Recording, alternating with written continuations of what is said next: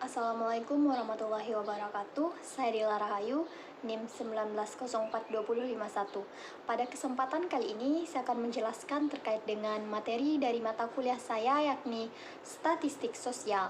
Adapun materinya mengenai konsep statistik deskriptif dan statistik induktif, serta pengukuran statistik dan juga penyajian data. Baiklah, materi yang pertama terkait dengan konsep statistik deskriptif. Statistik deskriptif adalah statistik yang digunakan untuk menggambarkan atau menganalisis suatu statistik hasil penelitian, tetapi tidak digunakan untuk membuat kesimpulan yang lebih luas. Adapun statistik deskriptif ini memiliki fungsi yakni menerangkan keadaan, gejala, ataupun sebuah persoalan. Penarikan kesimpulan pada statistik deskriptif atau jika ada hanya ditujukan pada kumpulan data yang ada saja.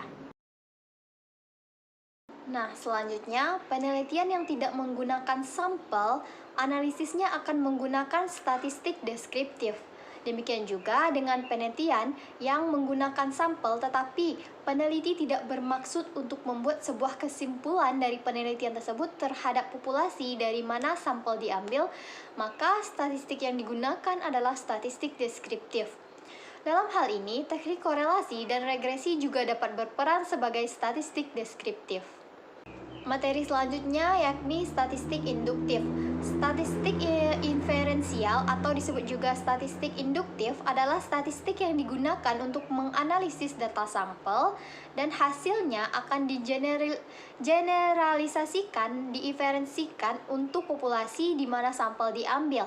Dalam statistika inferensial, kesimpulan dapat diambil setelah melakukan pengolahan serta penyajian data dari suatu sampel yang diambil dari suatu populasi, sehingga akan dapat memberikan cerminan yang nantinya mendekati sebenarnya dari suatu populasi.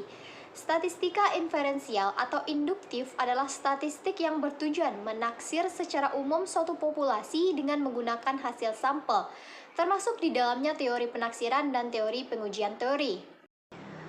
Pembahasan selanjutnya terkait dengan penyajian data. Prinsip dasar penyajian data adalah komunikatif dan lengkap. Dalam arti, yang disajikan dapat menarik perhatian pihak lain untuk membacanya dan mudah memahami isinya.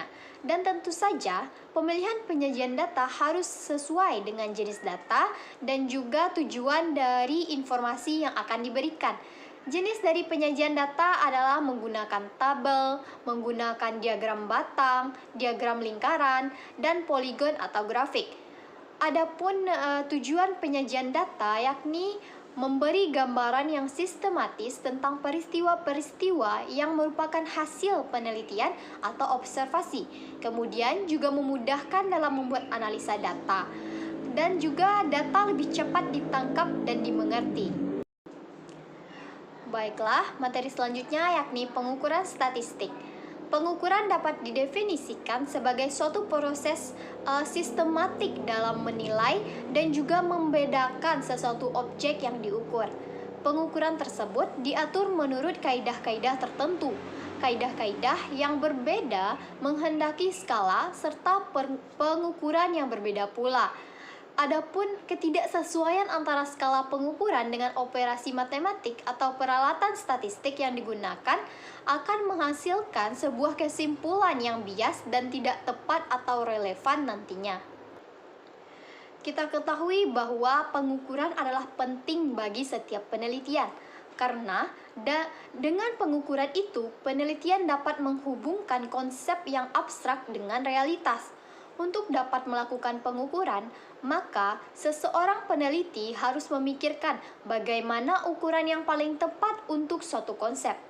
Ukuran yang tepat akan memberikan kepada peneliti untuk merumuskan lebih tepat dan lebih cermat konsep dari penelitiannya.